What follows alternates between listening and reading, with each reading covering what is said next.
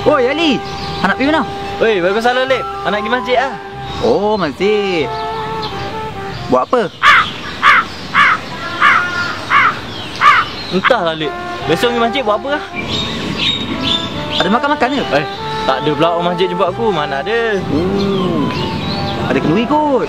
Dira tak ada plan nak tambah tu lagi. Bukan. Ke ada orang mati? Alhamdulillah kawan kita semua sihat. Dah tu kau pergi masjid buat apa?